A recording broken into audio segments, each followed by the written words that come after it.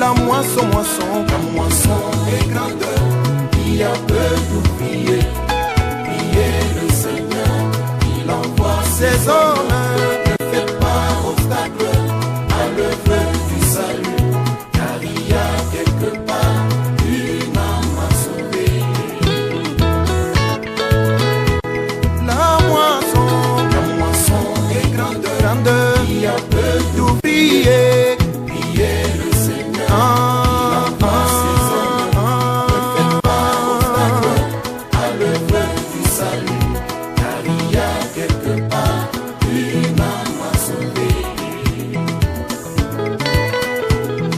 La moisson est grande, il y a peu d'ouvriers. Priez le Seigneur, il envoie ses hommes.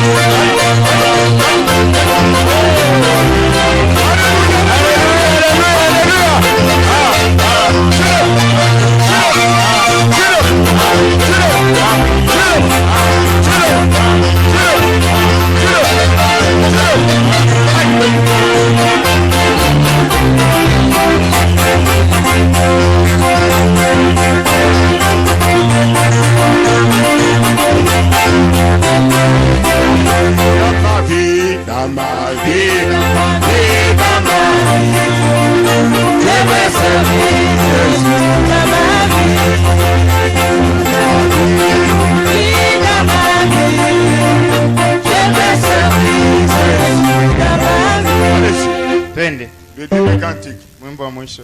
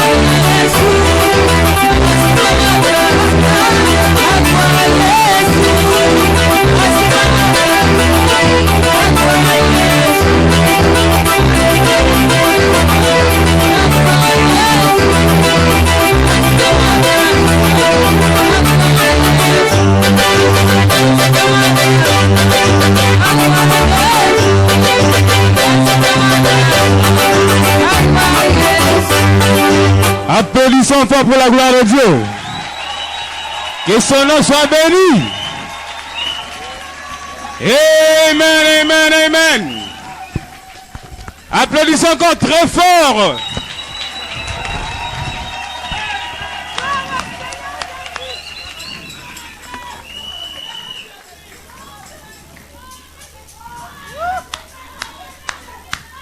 Soyons respectueux pendant que sa présence est ici.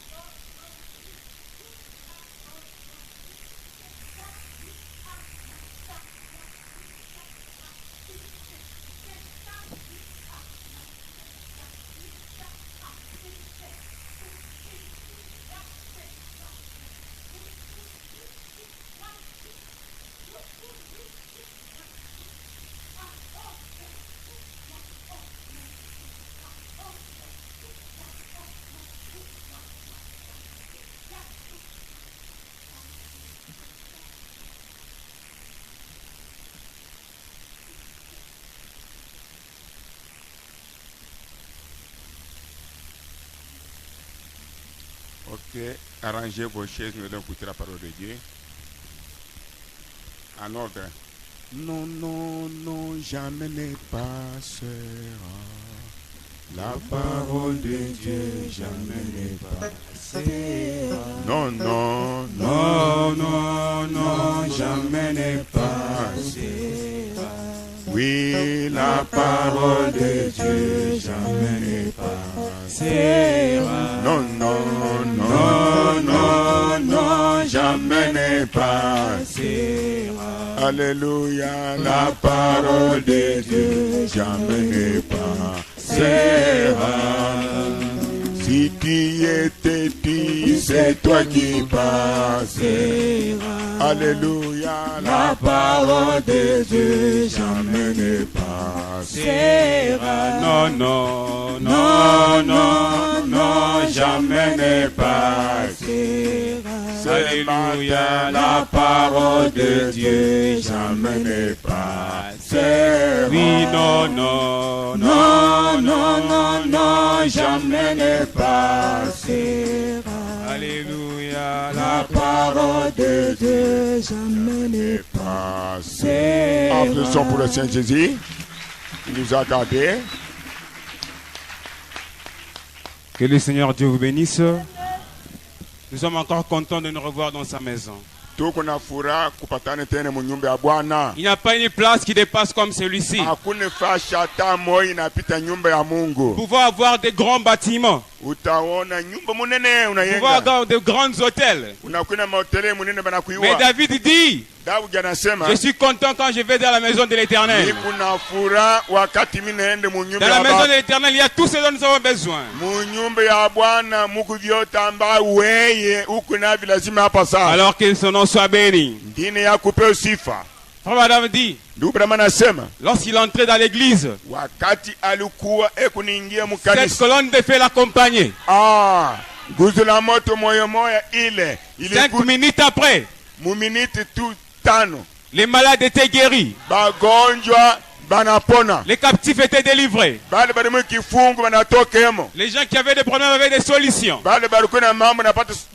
Alors au nom de Jésus-Christ, s'il est le même hier, aujourd'hui et éternellement, je crois et je sais que sa présence est ici. Je sais qu'il est là pour délivrer. Je sais qu'il est là pour transformer. Il est là pour guérir. Applaudissons fort pour la gloire de Dieu. Que son nom soit béni. Merci Jésus. Avant de passer à l'écoute de la parole de Dieu, nous allons lire les prophètes. La manière d'un vrai prophète. Tubeba broshire banawitwa namunia nabii wa kweli hawezi kumubisha. Paragraphe 175. Paragraphe yake 175 vile anasema. Dieu ne peut pas bénir quelque chose qui est contraire à sa conduite. Mungu asiwezi kubariki kitu kile hukunafanya akabimbana na wepo ya conduite ya Mungu. Ou à sa parole. Kitu ambao akipatane na neno la Mungu atanafanya je autabarikiwa. Oh là là. Comment pouvez-vous bénir un cancer qui ronge? Namuna kani weye utene kubariki kansa iko maungu yako? Ou un fil électrique qui est dans ton main? Namuna kani utabariki kamba ya moto mikono yako sitakuja? Non, c'est l'échec. Ile unashinda jo au fuate neno la Mungu vile nasema na conduite ya Mungu. Jésus a dit tout arbre qui ne porte pas de fruits. Yesu alisema mchi ambaye yote aleta ntunda. C'est un arbre à maudire. Ile mchi ni ya kulana. Alors la maladie qui est en toi, malari kundani mwako, c'est un arbre à maudire. Ni mchi ya kufinga. Le péché qui est en toi, zambi kundani mwako, c'est un arbre à maudire. Ni mchi ya kufinga. Et Paul dit, le péché n'est pas dans l'âme, mais le péché est lié à nos membres. Alors ce sont des arbres à maudire. Que Dieu vous bénisse. Nous prenons l'exposé de cet âge de l'église. Page 149 à 150. Page yake 149 à 150 vile anasema. Si on retranche ou on ajoute quelque chose à la parole de Dieu, kama banongozi, soyez attentifs, au banatoshe kintu kwenye la Mungu, ceux qui participent à cette église-là bale be kunene mwili kanisa ile participent à la mort et à l'amertume. Banende kulufu na buchungu. Parce que le Saint-Esprit, oui, parce que le Saint-Esprit, sababu Roho Mtakatifu, qui est la colonne de feu, ile ambao tunaita ngutila moto, et conducteur de l'église, ye mwenyewe wa kuongoza kanisa, s'est envolé. Anaenda. Et l'église devient une morgue. Na kanisa nabakia lufu. Il n'y a pas de puissance pour sauver. Il n'y a pas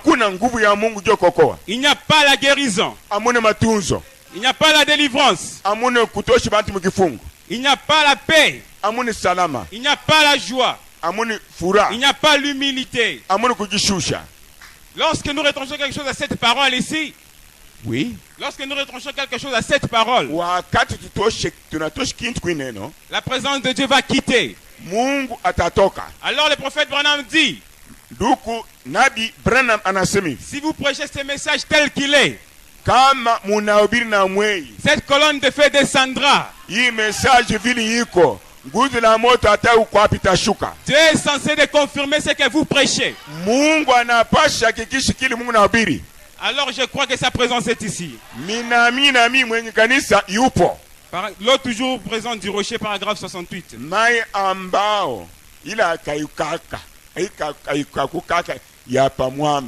Paragraphe 80, combien? 68. 68. Quand nous ne sommes pas en communion les uns les autres, amen.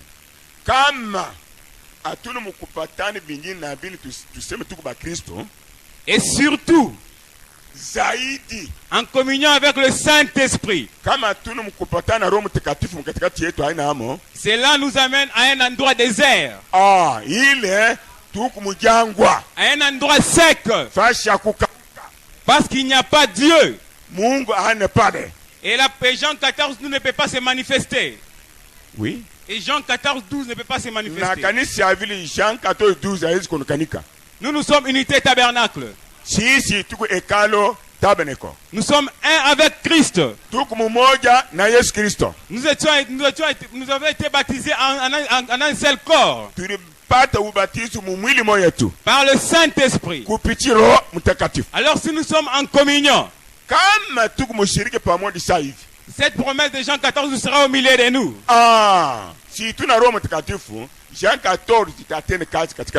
Alors Jésus a promis une grande chose. Amen. Une très grande richesse. Il a promis cela à qui? À ses enfants. Vous et moi. Vous, à ses enfants humbles. Et qu'est-ce qu'il a promis? Il a promis cette même colonne de feu.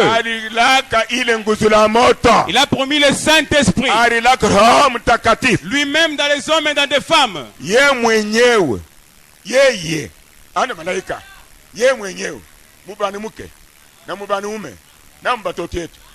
Pour manifester ses propres promesses selon Malachie 4. Quelle est la promesse que Dieu nous a faite? D'abord il a dit, je vous remplacerai tout ce que vous avez perdu.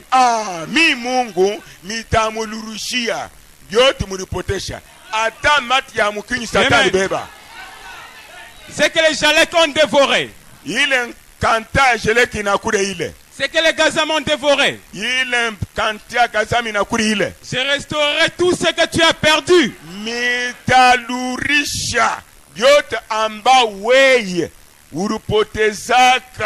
Et puis qu'est-ce qu'il va faire après? Oui. Qu'est-ce qu'il va faire après avoir restauré? Il va maintenant envoyer son esprit. Il a dit, je répandrai mon esprit sur toute chair.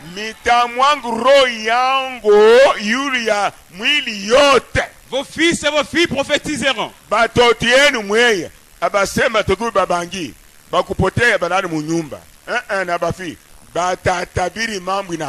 Il a dit que vos vieillards auront des songes.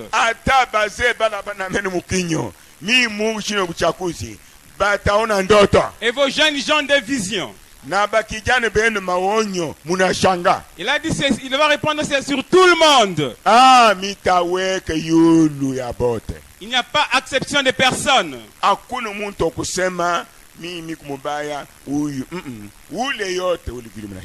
Alors celui qui croit, cette promesse est pour lui ce matin.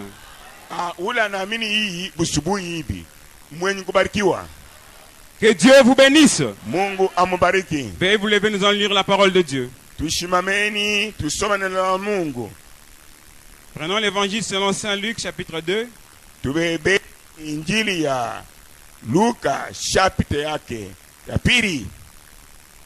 Et les versets 25 à 30.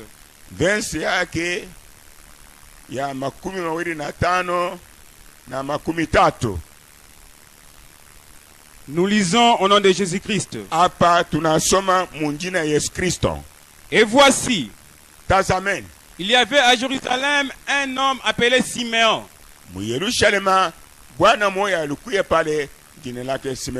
Cet homme était juste et pieux.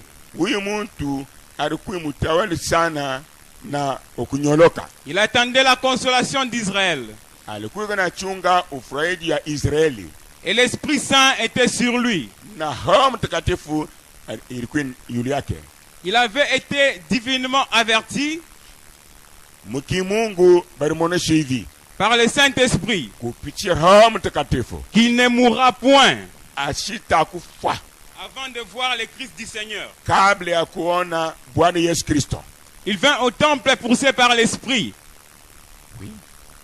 Il vint au temple poussé par l'Esprit. Et comme les parents apportaient le petit enfant Jésus pour accomplir à son égard ce qu'ordonnait la loi, il est resté dans ses bras. Et bénit Dieu en disant, maintenant Seigneur, tu laisses ton serviteur s'en aller en paix. Selon ta parole.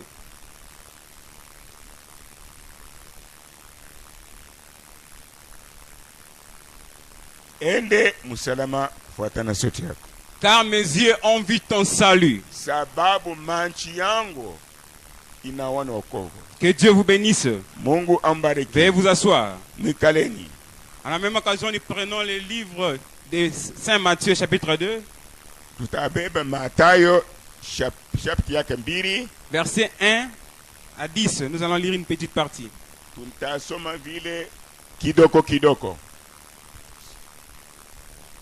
Ok. Jésus étant né à Bethléem en Judée, au temps du roi Hérode, voici les mages d'Orient arrivèrent à Jérusalem. Et ils dirent, où est le roi des Juifs qui vient de naître? Car nous avons vu son étoile en Orient. Et nous sommes venus pour l'adorer. Le roi Hérode, ayant appris cela, fut troublé. Et tout Jérusalem avec lui. Pourquoi le roi Hérode était troublé? Parce que la parole n'était pas apportée à lui. Amen. La parole était pour les élus. La parole était pour un certain nombre que Dieu avait déjà choisi. L'étoile était apparue dans le ciel lorsque Jésus-Christ était né. Et l'étoile conduisait les marges.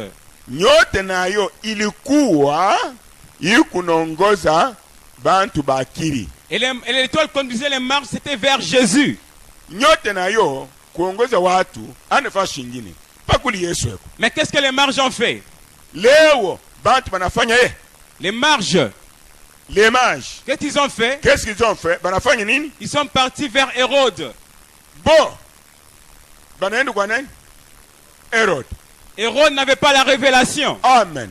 Hérode ashikuwa na ufunuo. Hérode était ennemi de Jésus. Hérode alikuwa adui wa Yesu. Hérode n'était pas prédestiné à recevoir la parole. Hérode ashikuwa kutanguliwa apokele neno ya Mungu. Les mages sont partis auprès d'Hérode. Bantu ba image banenda kuona Hérode. Ils ont demandé à Hérode. Banaomba Hérode. Où est le roi des Juifs qui vient de naître? Hérode était étonné là. Mais qu'est-ce que ces gens sont en train de me dire? Qu'est-ce que je suis en train d'entendre? Moi, Hérode, je sais que je suis l'unique roi en Israël. Amen. Mi Hérode, mi kumufana maupeko Israël. Hadi mwingine anaziriko wapi? Je sais qu'il n'y a plus personne qui est supérieur à moi. Je sais que c'est moi qui gouverne Israël. Mais comment est-ce qu'on me dit qu'il y a un nouveau roi qui est né quelque part? Mais le roi Hérode était étonné. Il a appelé ses principaux sacrificateurs. Écoutez ce que ces gens ils sont en train de dire. Ça signifie quoi? Les sacrificateurs étaient partis dans les annales, dans des livres. Les sacrificateurs d'Hérode sont partis chercher dans les livres pour chercher la promesse.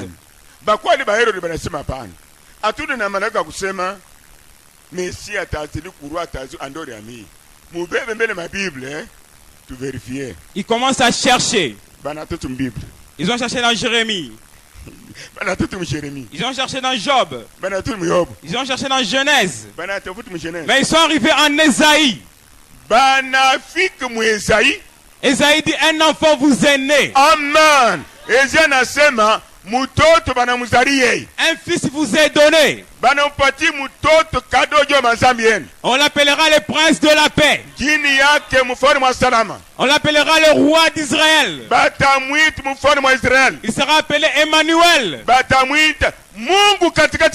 Dieu au milieu de son peuple. Alors le roi Hérode était étonné. Il a dit que c'est la première fois que j'entends ceci. Parce qu'Hérode n'avait pas l'habitude de lire sa Bible. Oui. Hérode n'avait jamais l'habitude de lire sa Bible. Amen. Hérode, ça tourne à Hérode. Abana habitude à kusoma Bible. Hérode m'a apparu en anglais tout à fait. Excusez. Hérode était un incrédule. Hérode, il était un très grand incrédule. Mais il a dit. Donc il s'est apaisé. Il a dit, pour mieux les avoir, je vais bien dialoguer avec eux. C'est ainsi le diable aussi vient souvent dans nos pensées. Il est en train de te parler dans les pensées. Donc si tu dois les battre seulement avec la parole. Amen. Hérode a dit ceci. Un enfant est né. Où est-ce qu'il est né? Il est né à Bethléem. Maison de pain de vie.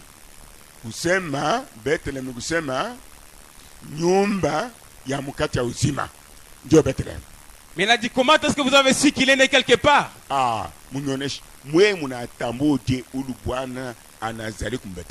Les mages lui ont répondu. Nous avons vu une étoile qui venait de l'Orient. Un satellite. Nyota. Inatoka kule. Orient. Et cette étoile brillait le matin. Na ili nyota ilikuwa inaangaza asubuhi. Et cette étoile a commencé à marcher. Na ili nyota nayo inatembea bamaji mkongo ya nyota. Et nous aussi on a dit qu'on doit suivre cette étoile. On doit suivre cette étoile. Na shiba natuonesha hapa sasa. Hapa tufuate na shili nyota. Et l'étoile conduisait les marges. Ili nyota kuna ngoze ba bantu akili ba maji. Malgré le temps que l'étoile a mis en cours de route pour arriver là où il y avait Jésus. Atavili nyota ilikawi sana jo kufika pala Yesu mamashi. L'étoile a traîné à faire environ 2 ans. Nyota ilikawi sana kufike kuli Yesu alizaliwa, c'est vrai. Mais les marches suivaient carrément l'étoile. Ata vile nyota inakawia bamashi abakwa chinyota. Les marches savaient que l'étoile nous conduit quelque part. Bamashi wanasema hata kuna vitu miaka 10 chi tukunafuata nyota. Ainsi, lorsque Jésus-Christ nous conduit, quelles que soient les années que Dieu a fait la promesse, Dieu a dit que tu auras le Saint-Esprit. Quelles que soient les années que ça peut prendre, toi accroche-toi à cette promesse. Il va te faire arriver au but. Alors l'étoile conduisait les marges. L'étoile est arrivée quelque part, elle a disparu. Alors les marges étaient perdues. Amen.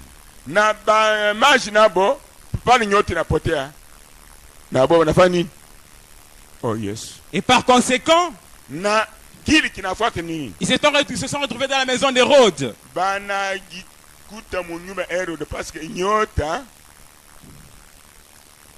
Mais Hérode a dit, vous partez voir le fils qui est né là-bas.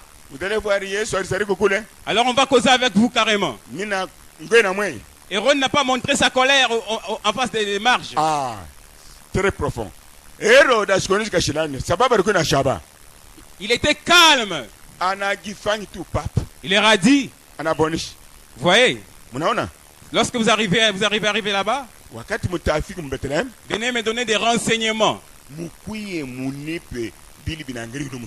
Moi aussi j'irai adorer cet enfant-là. Mais la promesse n'était pas faite pour Hérode. Amen. La promesse était pour les enfants d'Israël. Amen. Uniquement pour les élus. Parce que lorsque Hérode a entendu cette promesse, il a eu des troubles. Parce que la promesse n'était pas pour lui. Alors les marges ont dit, d'accord, nous allons voir l'enfant qui est né. Lorsqu'ils sont sortis hors de la maison d'Hérode, ils ont vu l'étoile apparaître. Amen. Pourquoi l'étoile avait disparu? Parce que les marges avaient l'intention d'aller voir Hérode.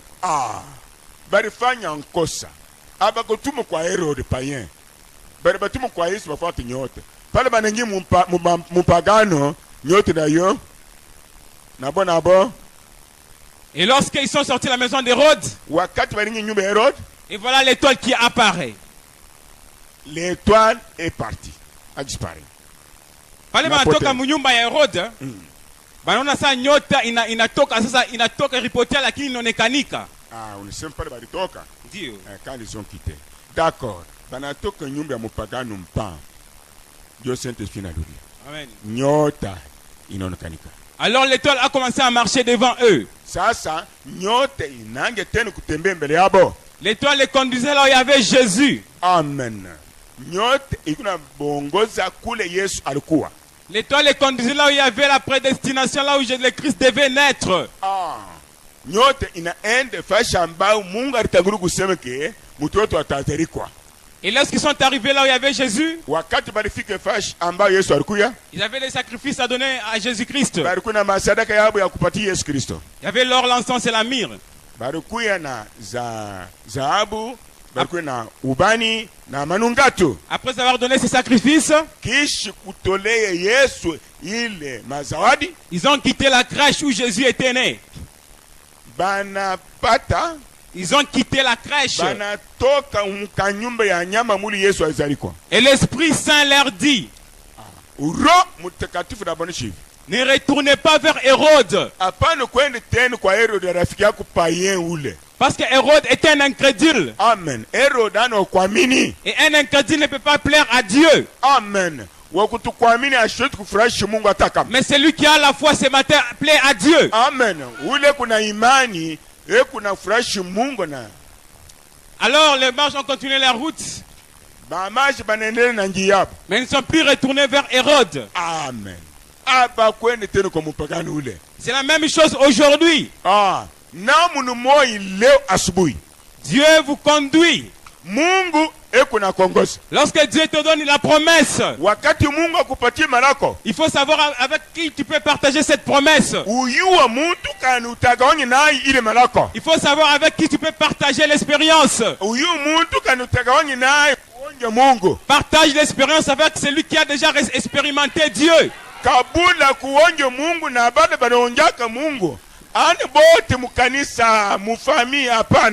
Lorsque tu pars expérimenter avec un incrédule, celui-là il va te décourager. Il va te donner des doutes dans la tête. Si Dieu a dit que toi tu seras guéri, oui. Si Dieu a dit que tu seras guéri, si toi tu pars vers un incrédule,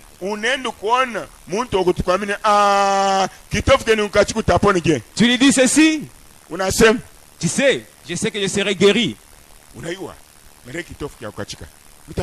Même si je suis estropié, je serai guéri. Qu'est-ce que cet homme va te dire? Tu as fait avec cette maladie 18 ans. Mais aujourd'hui tu me dis que tu vas guérir. Ah, ne crois pas, c'est là mon frère. C'est le même Hérode. Un incrédule. Il ne peut jamais t'amener vers Jésus. Il sera un obstacle.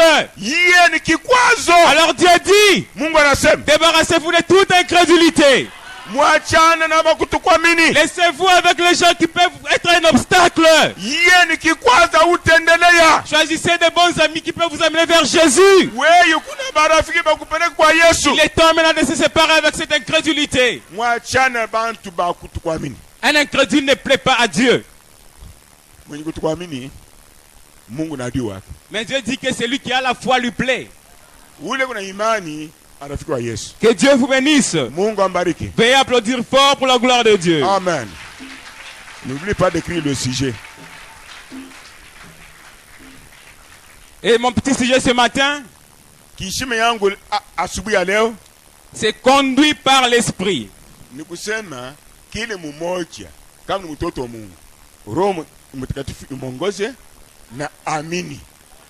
Le Saint-Esprit nous conduit toujours là où il y a Jésus.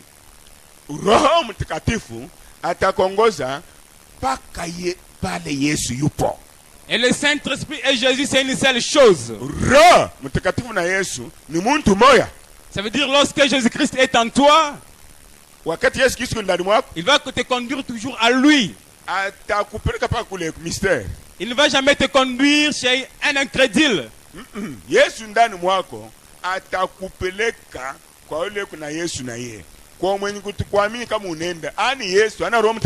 Amen. Alors nous voyons dans ce livre de Luc, Luc chapitre 2 verset 25 en descendant, il y avait un homme appelé Simeon.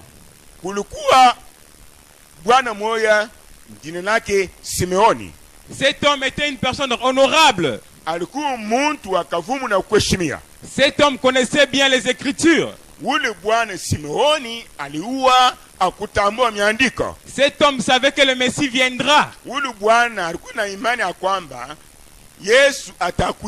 Alors un jour il était dans son bureau. Il a pris un jour sa Bible. Comme il aimait bien lire sa Bible, un chrétien ne peut pas passer une journée sans lire sa Bible. Un chrétien ne peut pas passer une journée sans lire sa Bible.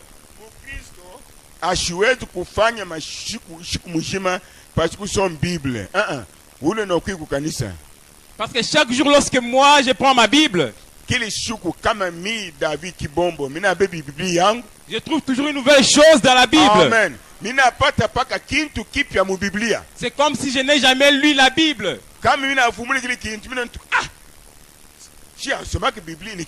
Il y a de nombreuses choses dans cette Bible.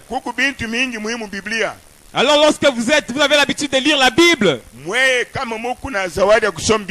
un jour Dieu va vous amener sur une chose que vous avez besoin. Alléluia. Siku ingine Mungu atakupatia kitu kuna lazima réponse. Alors nous voyons ce vieux Siméon. Tunaona huyu Simeoni. Il avait un jour sa Bible. Siku ingine alikuwa na Biblia yake. Il était dans son cabinet. Alikuwa mfasha kazi. Il fêtait les feuilles de la Bible. Alikuwa na fête mikanda yote Bible mapapier. Il est arrivé quelque part dans Ésaïe. Anaangukia mu prophète Yeshai. On a dit un enfant vous est né. Anasoma fasha banasema mtoto banamuzalie. Un fils vous est donné. Ule mtoto banamupatie. Et cet enfant c'est le libérateur d'Israël. Ule mtoto ni mkombozi wa Israël. Il va délivrer l'Israël contre les mains des nations. Atatosha Israël mumikono ya bantu ya taifa. Et cet enfant on l'appellera Emmanuel. Jini ya ule mtoto atawite Emmanuel. Nous remarquons pendant qu'il lisait cela. Wakati alikuwa eko nasoma ile, il a senti quelque chose qui lui a dit arrête-toi. Amen. Anasikia kitu kia ndani. Stop. Cette chose lui a dit, la chose a dit anaonesha nani Simeon, tu ne mourras pas. Voilà. Voyez-vous? Voyez-vous? Lisez la Bible. Ukunaria malari hivi nja hautakufa. Ni nini? Amen. Tu ne mourras pas sans pour autant les voir.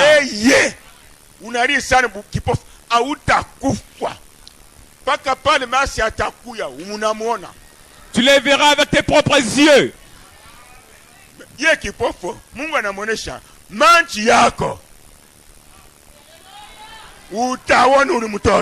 Alors Simon savait, il s'accrochait à cette promesse de Dieu. Simeon a dit, oui, je le crois. Quel que soit ce que les gens peuvent me dire. Moi, je crois que Dieu a fait la promesse, je vais les voir.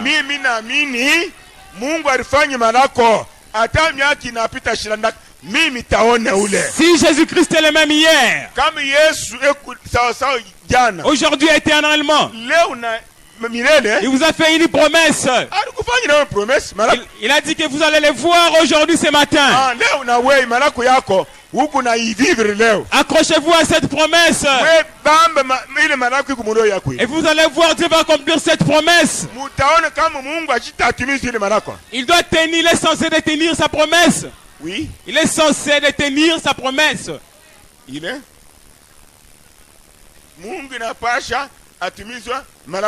Parce que Dieu n'est pas un menteur.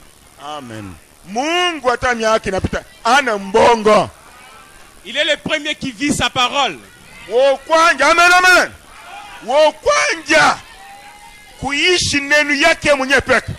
J'ai la preuve. J'ai la preuve. Regardez lorsque Jésus était venu sur terre. Lui qui était le créateur de toutes choses. Lui ne pouvait jamais pécher. Il était 100% homme.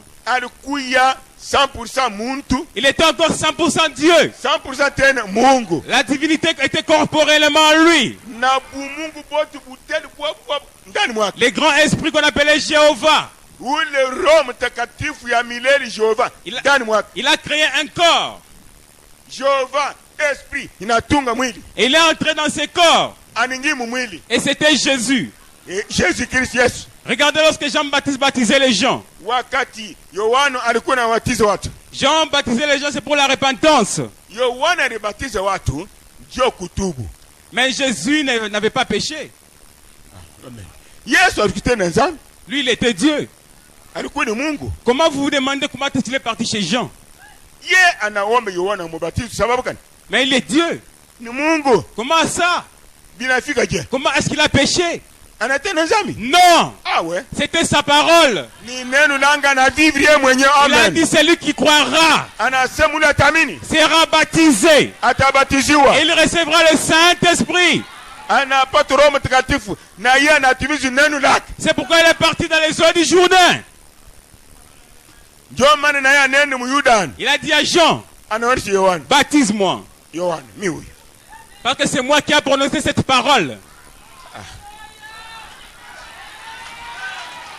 Amen. Yohano ule alisema kaneno, ule atamini anatabatizwa atabatizwa milele.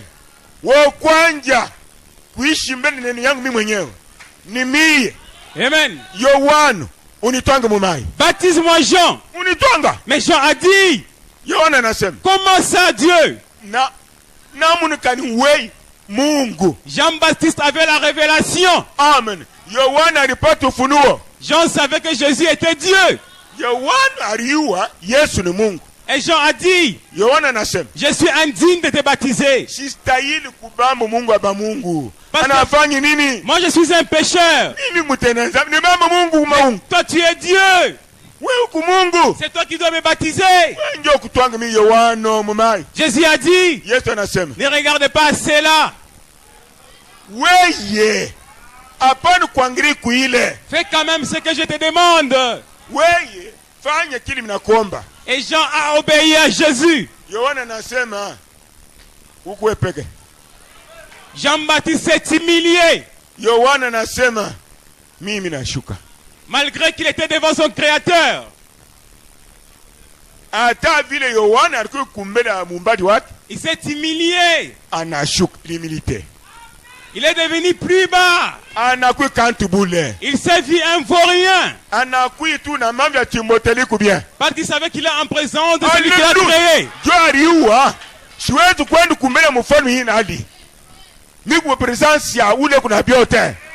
Et lorsque vous êtes dans la présence de Dieu, lorsque aujourd'hui, ce matin, vous êtes dans la présence de Dieu,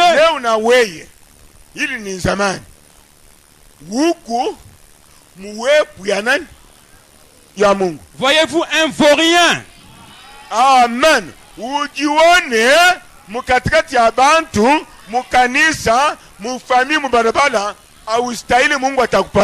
Laissez-vous tel que vous êtes. Et Dieu lui-même va prendre votre place.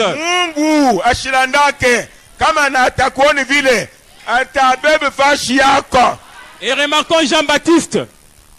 Il a dit, je vais te baptiser. Vous allez vous demander, Jean a baptisé Jésus au nom de qui?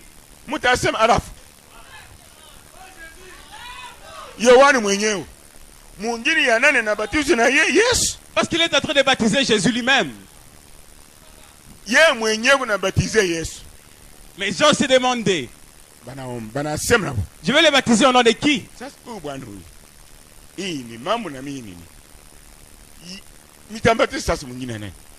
Alors c'était difficile.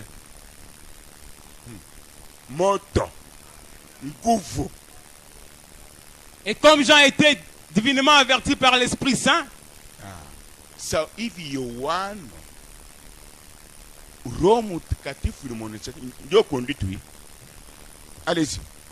il a eu la révélation.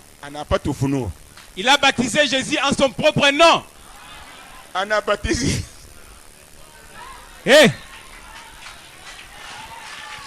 Jamais entendu ça. Jamais entendu ça. Alléluia. Anabatizwa Mungu Yesu Kristo mwingine lake mwenye peke. Ça c'était un spectacle jamais vu. Les gens se sont demandés. Parce que Jésus est le même hier, aujourd'hui, éternellement. Prenons, Jésus a dit, vous baptiserez en mon nom.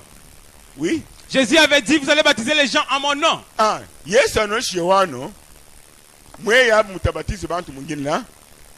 Mais les gens ont regardé. Ils ont vu les mêmes Jésus qui a fait cette parole-là. Il est parti encore dans les eaux du Jourdain.